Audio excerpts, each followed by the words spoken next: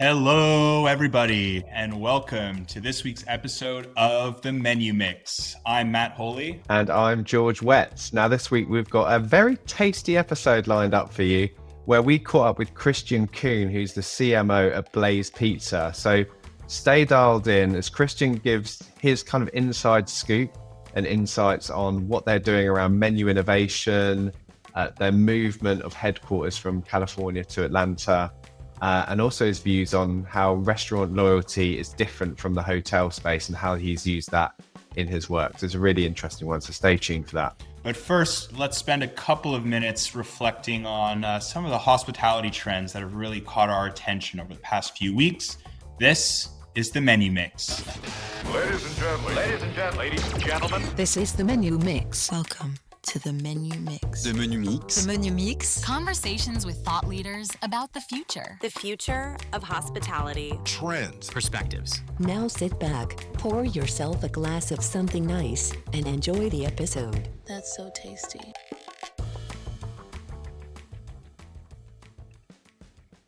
So it's been a really eventful few weeks here in hospitality. It is convention season, so we've been to a few of the shows, having lots of conversations with the operators and vendors out there. And there's definitely a couple of common themes in the conversations, mainly that it is tough sledding out there. Conditions are not as ideal as they could be. Yeah, tough sledding is definitely the word. It's interesting, this one, because it's both the chatter you're hearing from people as well as the data and the financial performance that's coming out is really aligning around just the market being soft and consumers kind of changing their spending habits around restaurants. And that's impacting operators in different ways. And one of the kind of interesting things is there seems to be like winners and losers within each segment. It doesn't seem to be just one segment overall that's being mostly adversely affected. Yeah, definitely. And actually, we do have some statistics from the US Census Bureau. They actually have a new survey and data set called the Business Trends and Outlook Survey, where they survey thousands and thousands of businesses in different sectors, including in hospitality. And in their restaurant performance index, they actually found in August that about 51% of restaurants are saying their performance is, about average, maybe a little up, a little down. But interestingly, 31% of restaurants are saying that they're either just below average or poor compared to what they usually see, while only 18% are saying that their performance is above average. So we are really starting to see some of that data skewed towards the negative. Tough conditions and definitely validated by some of the conversations we've been having. So that's like, nearly twice as many are finding things more difficult than the ones that are overperforming at the moment. Yeah, that's a big difference. Reflected in some of the restaurant closures and bankruptcies that we've seen over the last few months. Not only bankruptcies of brands, but a lot of franchisee groups starting to see that on the news. So conditions are tight, but in tough times comes opportunity. And this is where we're seeing really three ways that operators seem to be approaching this problem. Yeah, I think there's been a combination. I mean, just to zoom out, one of my theories about what's going on is that you've got a consumer base out there that's being a lot more discerning about how they spend money. As cost of living has gone up, people are just thinking more carefully about where they choose to spend. And there's kind of what I call a flight to value, I think, happening in the market, where consumers are being most attracted to the brands that have got the best value proposition. And that's a combination of the price, the amount of food they get, but really importantly, the quality for that. So it's not just about providing the cheapest experience you can. It's that kind of price, portion size, quality basket altogether. I've actually written a blog post on this, so you'll see that in the link. We'll link to it. But how brands are responding to that seems to be through three broad areas: promotions, cost cutting, and innovation. There's been some quite well-known and well-advertised promotions out there on the TV that we'd all have noticed, right? Yeah, Applebee's 50-cent wings. I'm a Detroit Lions fan, so seeing Dan Campbell in those commercials, that one definitely caught my eye recently. Yeah, I believe Subway as well has some promotions around their foot-long sandwiches. If you order directly through the app, it's at a very appealing price point. So quite a few of the kind of larger brands really taking this approach and driving value from a price perspective. Yeah, and it's that finding that balance, isn't it, between bringing customers into the door with an attractive price, but making sure you're still profitable, all other things being equal. Because what you don't want to do is go too far and too hard on that, because that approach can lead to unintended or negative outcomes. Just generally on cost cutting, I mean, we're either reading in the news or speaking to people. There's a lot of business restructuring that's been going on. Labor and frontline teams, like brands increasingly kind of experimenting with, can they do the same amount with fewer people, just being very, very forensic in where they're putting labor on the front line or not. And then just generally in the supply chain, like, can they rationalize their existing supply chain? Can they swap in or out ingredients for something that's a bit cheaper than they were before? So definitely a lot of brands generally in that whole cost cutting area, they're looking into that very, very closely right now. And then innovation's been quite interesting as well, right? Yeah, I think that's the area that we're most excited about, and that a lot of the people in the industry seem to be really, really excited about. So not only innovation in terms of, their tech stack and how they leverage AI or their loyalty programs or connecting all of their data together, but we're starting to see a lot of really, really interesting ways that brands are innovating their menus. So as you referred to earlier with trying to cost cut in terms of supply chain, another approach is actually just taking your existing supply chain and trying to repurpose it to create new and exciting offers for guests. And actually this leads really nicely into the upcoming episode we have with Christian. Yeah, I mean, that was his one of his key points was, how can we use the ingredients we've already got in the cupboard to make interesting and innovative menu changes that get people talking?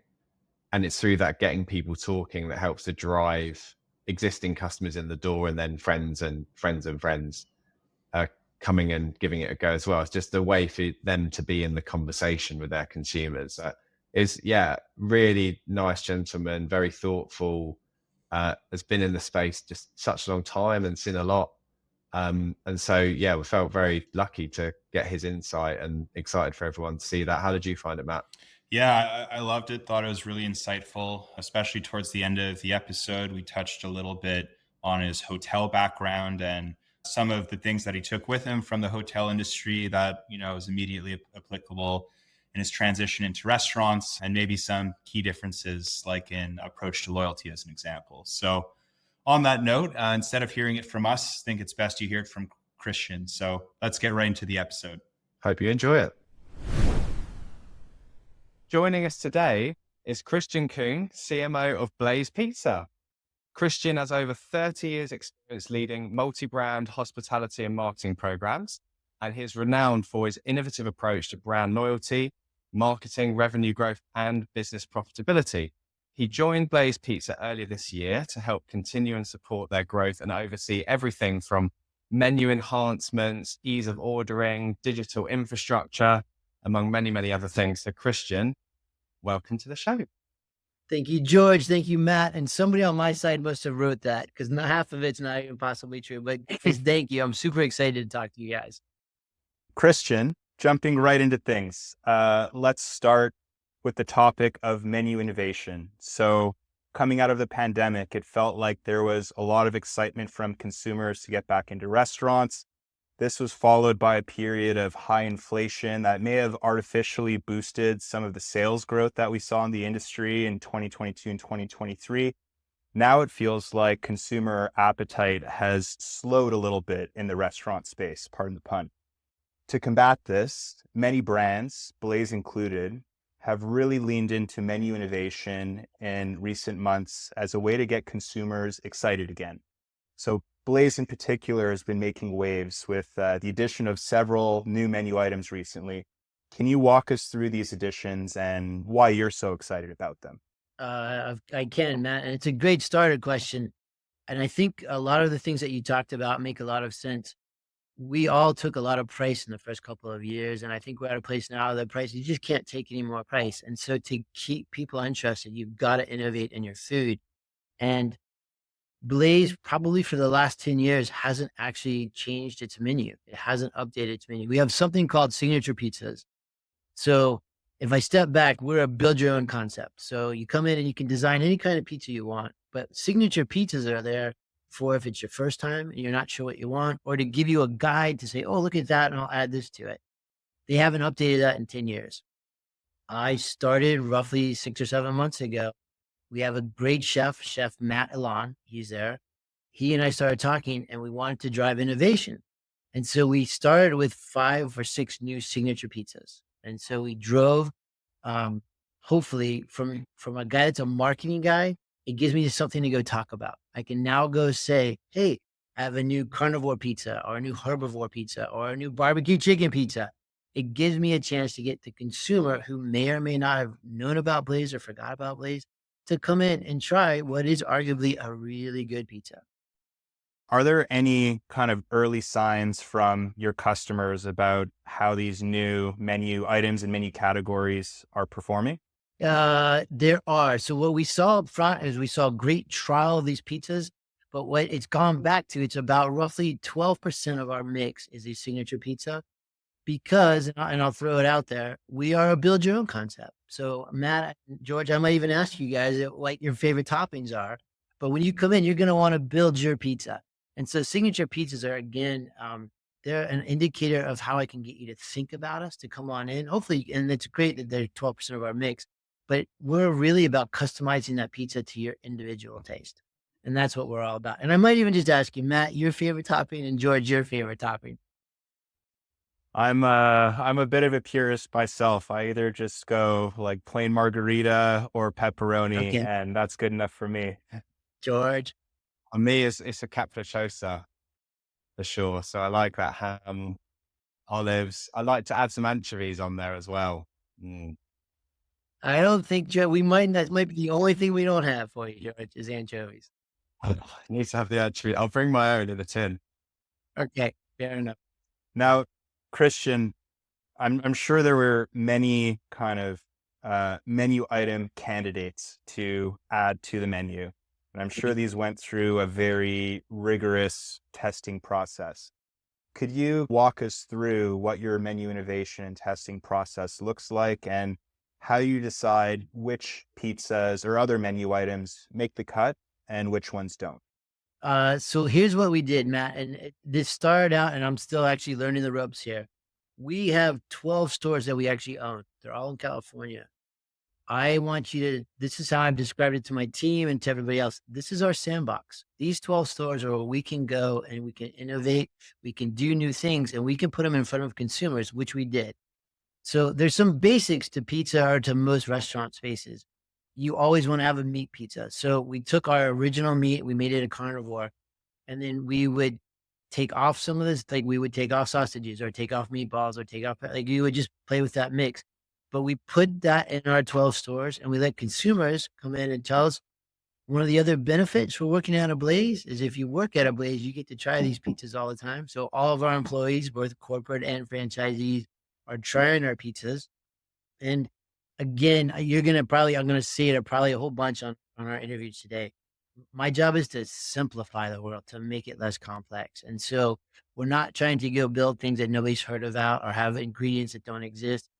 And that's why it works in our consumer box in those 12 stores. It's such a great environment for us to test because we're serving the customer and getting real-time feedback. And that's what we did. That's where we landed on our 5 or 6 new pizzas. And that's where we were able to roll it out as fast as possible. That's awesome. And are you finding that, so since anyone who works at Blaze could try these pizzas for free, are you seeing that has a really positive effect on kind of driving sales of those new pizzas as well? Was that part of the reason why you did that too? I think it's part of the reason. I think there's so much that happens with working at one of our stores. I thought what you were going to ask me, Matt, so I might be leading in the question, is that we have some amazing employee and franchisee people in our stores. They make some great pizzas. And so one of the things we have down the road is we're going to definitely start to show and have like an employee pizza of the month, like from some of these best, because they're doing it every day. If you had to eat pizza every day and you can make a new one, they're making some great new things. And we're going to start to bring that to the public as well, because these guys actually do it every day.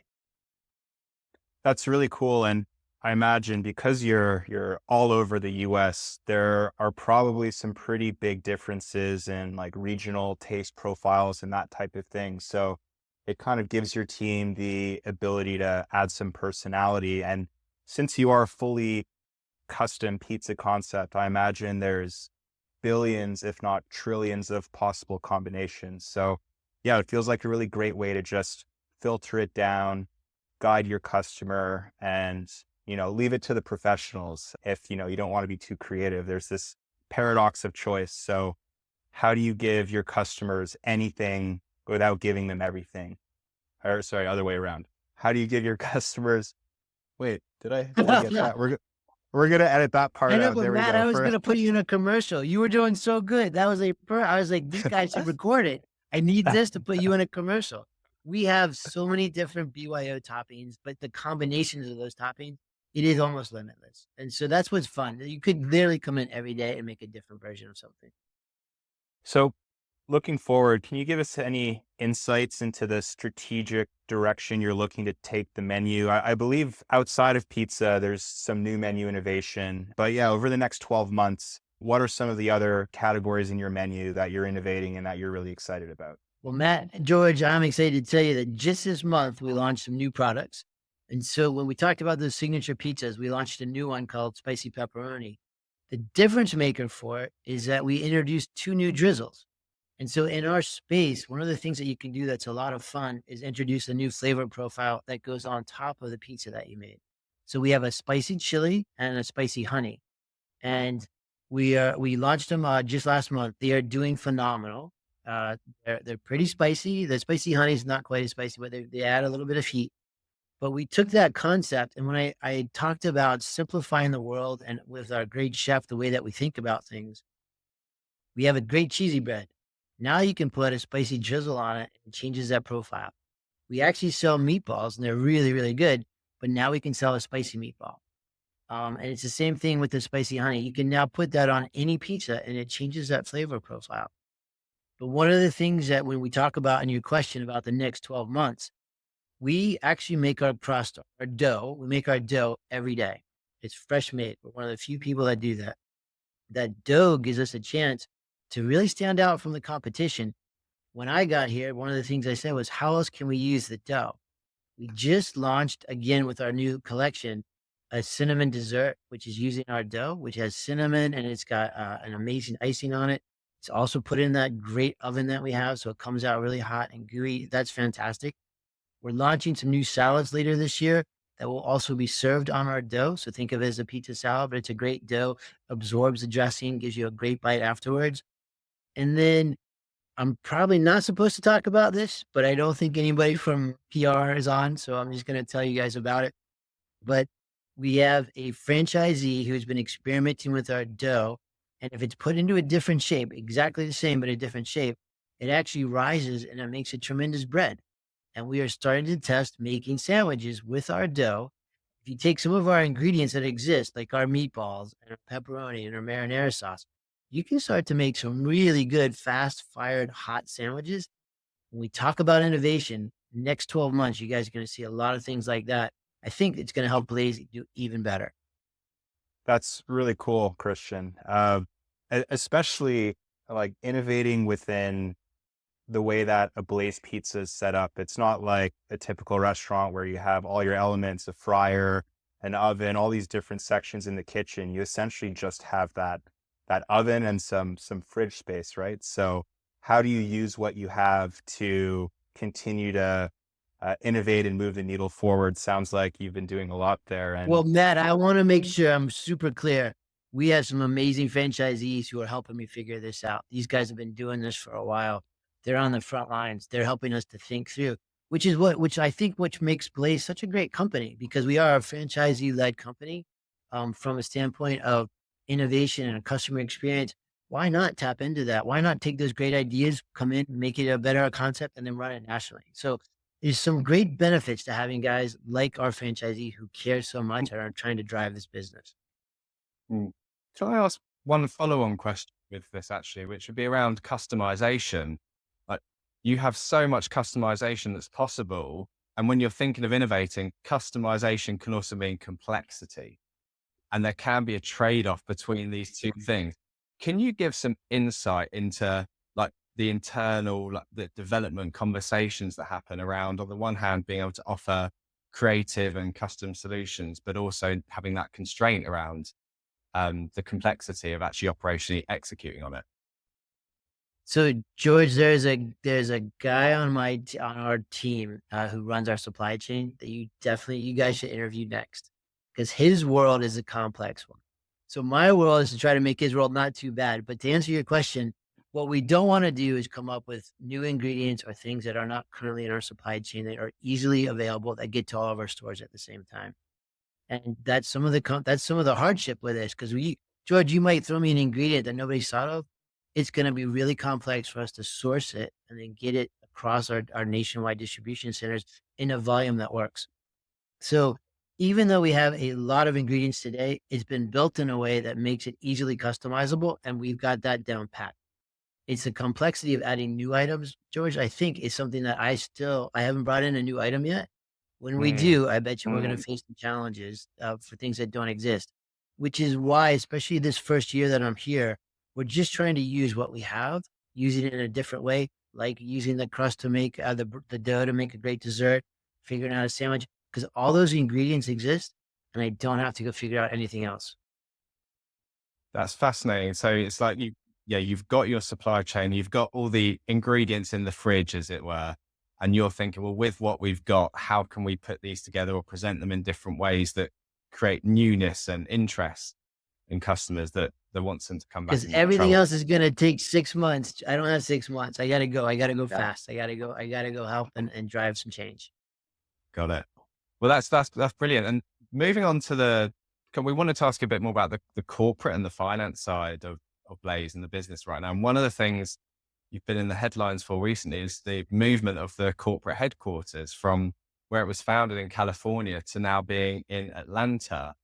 I suspect there are other boardrooms around the country and in hospitality, but other adjacent sectors as well, who will be having these conversations internally. I would love to get some insight into why you made that change, but also I think it would be really helpful for people to understand like some of that internal conversation that happened about maybe why you would do it, why you wouldn't do it. And to the extent you can share that with us now. George, I will share as much as I can. And I'm sure if we do have an edit button, this is probably where we'll have to go figure it out. Listen, California has been great. It's a great state for innovation. It was really good 10 years ago when Blaze started out. I think, and I don't want to get into politics, but when you look at all the companies leaving California, there's a reason for it. And a lot of that has to do is when you think about tax and how everything works. When you think about Atlanta, and I'm not saying it's a QSR hub, but it's got a lot of QSR companies. The talent level here is insane. There's a different price structure economically. So when you talk about wages and taxes, it's just completely different than California. And if I step back, and when I started, we spent the first couple of months in California. The company was just coming out of COVID. There was probably 10% of the company actually in the office anyways. They would all work remote. And so when you look at all those in totality, a much different wage or income or taxable situation, a talent pool, a different way to think about income, it just made a lot of sense to move us to Atlanta and then to have the core people that can come all be in an office together. And I know, I don't even know, I should have asked. I assume you guys are in different states, different houses, different places. You guys make it work. But every day here, we are finding the benefits of when we sit next to each other, we're able to talk, communicate, have ideas, and make change. That can only happen here, and it wasn't going to happen in California. Interesting. I mean, we use the office. We're both in Austin actually, but we don't live in the same house. We draw the line there. But we do have a shared office that we go to, and that's been the place. We make time especially to go there so we can have that creative dialogue. so we can think outside of the day to day of the things we've just got to get done. And that's been just so helpful in kind of fostering some of the innovation that we ourselves have been doing. And it sounds like that's a very similar, that one of the facets that kind of for you to have made that move. And interesting to hear about some of those other, like the talent was something I hadn't considered, because Atlanta's a huge hub. There's a big conference obviously going on there in the not too distant future. Is there any advice that you might give to other companies that are considering this, that about the process and the thought process, or what it's been like? Listen, I feel like I might be jumping outside of my skis. I would tell you this. It's all about a pro and con. It's just looking at the economics of what you're doing. It's looking at what do you want to do from a talent, from a morale, from a standpoint of being together. There are some reasons it would work and some reason it doesn't. I think it takes a lot of, and the team and we all did a lot of work to make these decisions. It wasn't easy, but ultimately, when we get this done and we're set up in the way we want to go, it's going to give us a nucleus and an engine that'll just run so much faster. It will have a better impact on our business long term. And so those are decisions I think that just take a lot of different viewpoints. My only advice would be to just think it from all those different viewpoints, make sure you know what you're doing, and then pull the trigger, because you've got it. Once you make the decision, you cannot just wait. You got to go. For sure.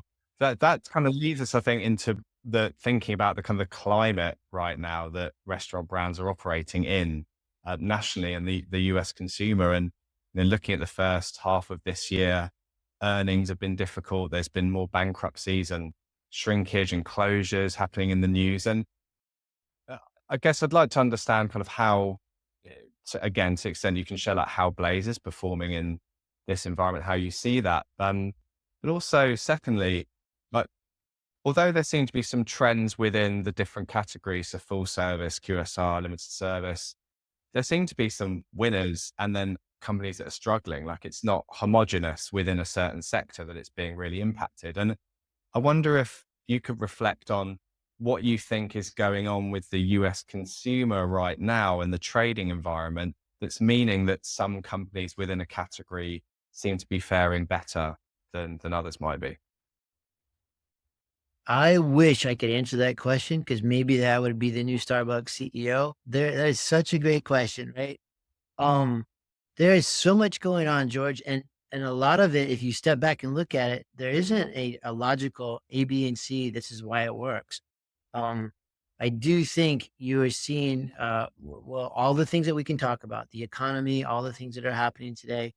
There are some brands that have built great equity. They have built a great base. They have a great product. A lot of it's in chicken. Chicken is doing so well right now. If you're in chicken, you're doing gangbusters. It is a tough environment. Look, we've been down in comp year over year. We know that. We're working hard to fix that. People love pizza, and I think it's something like 94% of Americans love pizza. Like, it's there. We've just got to figure out our place in all of this change. And I think there's a lot of change that's going to happen. It is a struggle for everybody. The ones that are doing it well are doing a really good job of maybe showing a bundled version, a value for what you're getting. We're going to give you this many items. It's at this dollar point, and it could feed 2, 3, or 4 people. Those seem to be the types of offers that we're seeing out there in the marketplace all the time. Because I think right now our economy and all of our consumers could really use the help in giving me as much value as you can for what I can buy. Yeah, value certainly. I think it's a big theme. I see I feel like there's a flight to value, which is not just about price and how much you get, but it's the quality as well. The quality is a really complicated thing to kind of understand. And I think I took from what you were talking about earlier around keeping interest in the customer base. Like, that's about showing that there's thought and variety and something new and different, and giving like a reason to come back in and try in this time where decision making from consumers seems to be just that difficult to kind of understand. George, I need something. I need something for people to be excited about. If let's just say our average consumer comes 4 to 5 times a year, I need to be able to have a reason for them to come back. That if I get them one more time, I can start to change that business model. new products, new things to talk about. Those are the things that hopefully get them back in one more time. That's actually probably a very good segue, Matt, into moving on to loyalty of the consumer. Yeah, well, loyalty and personalization, and you spoke about just ways that you could drive that one additional visit per customer per year. We're seeing a lot of brands that we work with really put a lot of weight behind their loyalty program, trying to hyper personalize whenever they can. How important is kind of your loyalty program and your app in retaining these customers, driving traffic, and how have you incorporated some of this personalization into your strategy to reach out to consumers? Matt, I am going to say a whole bunch of things that I'm still thinking through. And so I will just ask for the grace for anybody that might listen to this to understand that I am going through a new process and I'm rethinking things. My background, I've been in loyalty for a long time. Before this, the company I worked for previously, I ran all of our loyalty programs for 6 or 7 national brands. Loyalty is incredibly important. I think it's important to understand where it fits in your business model. So I'm going to throw out some things and we can just go back and forth, but roughly 30% of our revenue comes from our loyalty customers.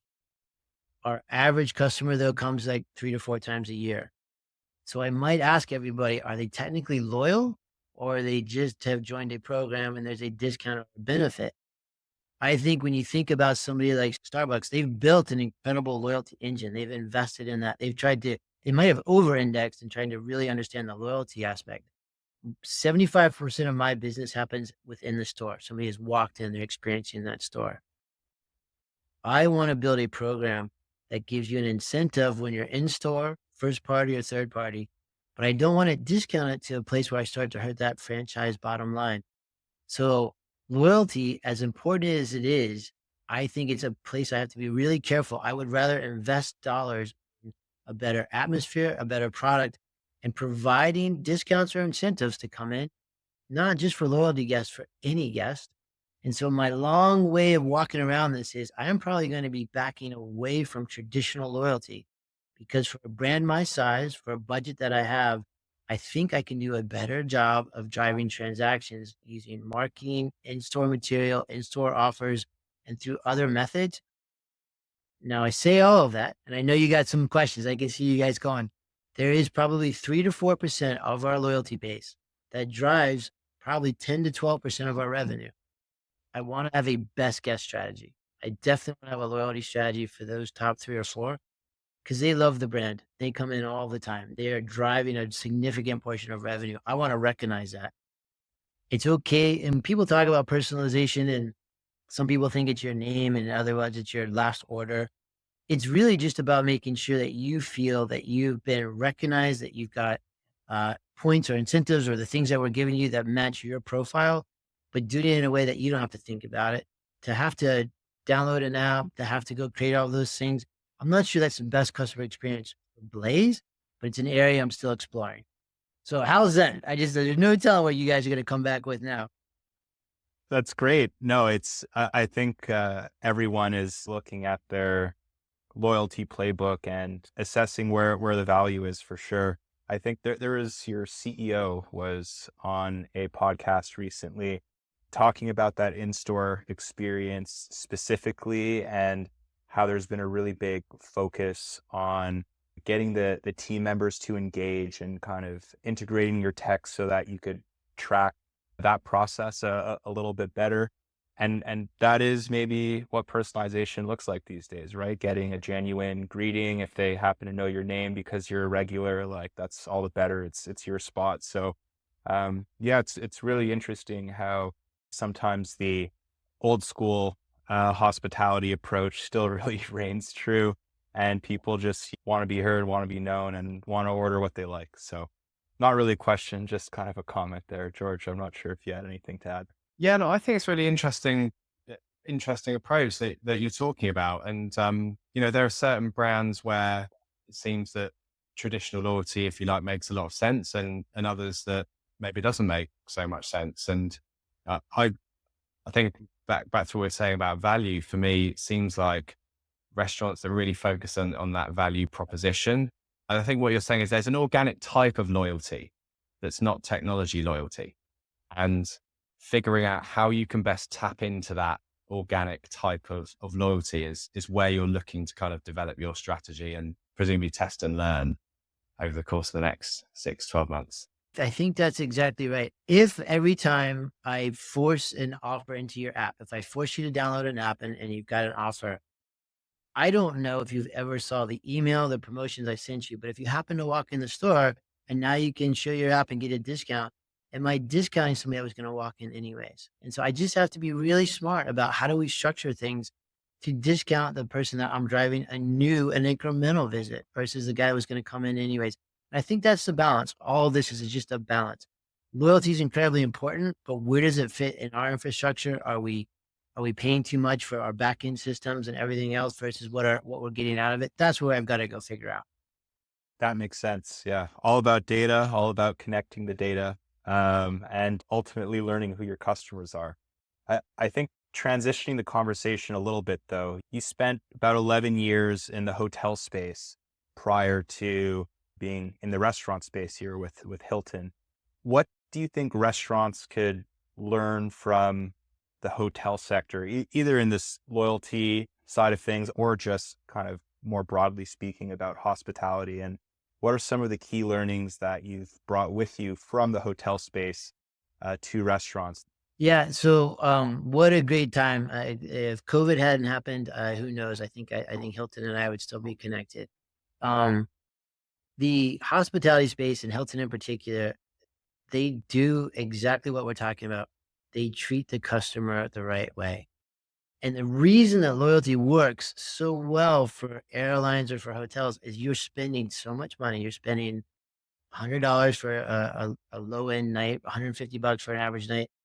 You want to get those points so you can get more free night stays. You're going to be loyal to a brand. I bet you if I asked you guys, you each have a hotel brand and an airline brand that you guys are most loyal to. Is that fair? That is absolutely fair. Now, you might belong to 7 or 8 food programs or to DoorDash or whatever, those things that you guys are going to do.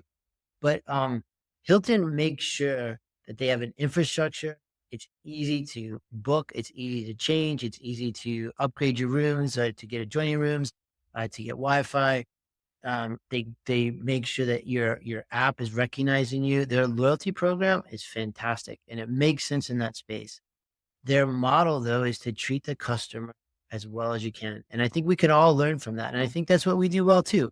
But we can always do better. It's a clean environment. You're recognized. We make sure that we provide you the service that you're paying for. Those are all things that the hospitality and Hilton in general do really, really well. It's so close in terms of a sector and hospitality and that customer experience side to the restaurant. And they're also so complicated types of businesses.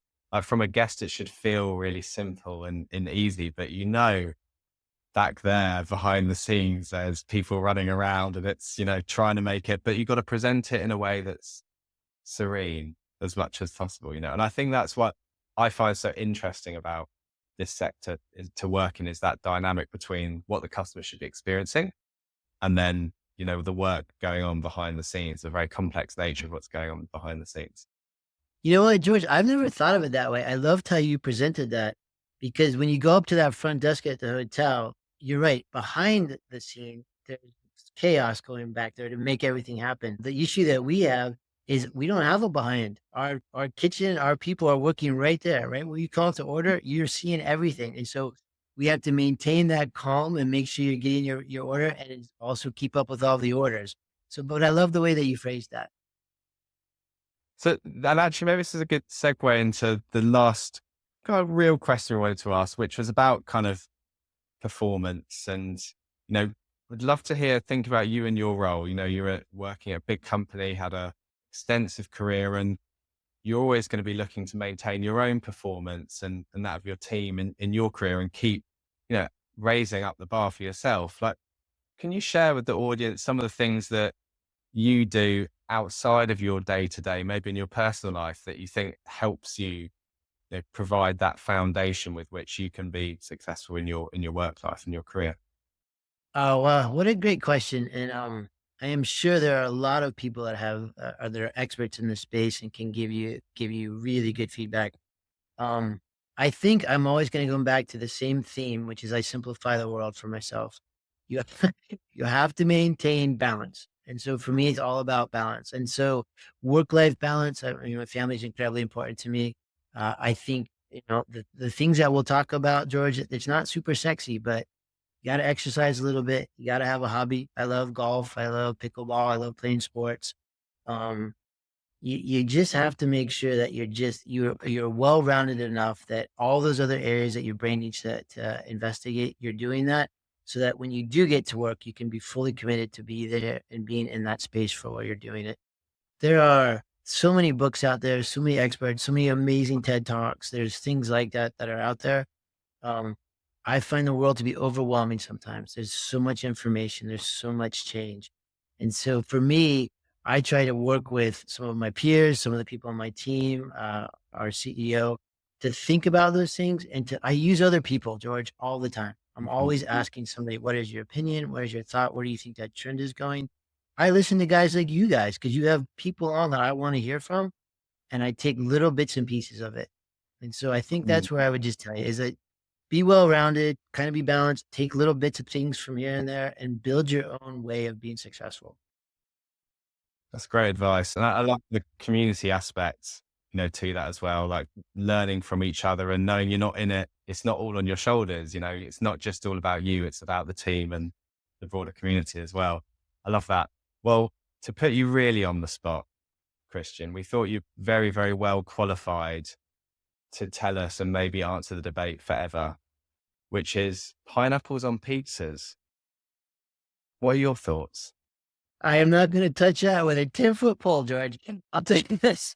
I can tell you my personal views on it, but as a CMO for Blaze, we have it. It's one of our BYO items, so you guys can order it. I don't technically understand it, but for the people that like it, I fully support that you want pineapple on your pizza. I think my flavor profile is more like Matt's. I'm more of a pepperoni guy. But it is an interesting twist for those that want it. But I think we'll leave that to the consumer to decide what makes them the most happy, George. Very diplomatic answer. Perfect. Well, Christian, thank you so much for joining us today. It's been a pleasure to have you on. And to remind everyone that this is Christian Kuhn, the 30-year hospitality leader and CMO at Blaze. And actually, people can learn a bit more about Blaze if they're not already in touch with the brand. You can follow you on Instagram, TikTok, X, just with @Blaze Pizza, or one word.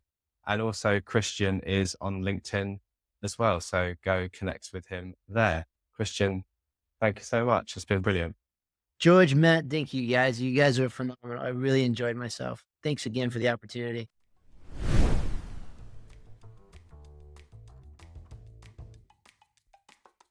Thank you so much for tuning into this episode of The Menu Mix. If you want to get in touch with questions, feedback, or suggestions for future guests to feature on the show, please reach out at info@menumixpod.com to stay up to date with all of our latest episodes and to get access to exclusive and behind-the-scenes content. Subscribe to our newsletter. The link is in the description below. Thank you for tuning in. Stay tasty out there, and we'll see you next week.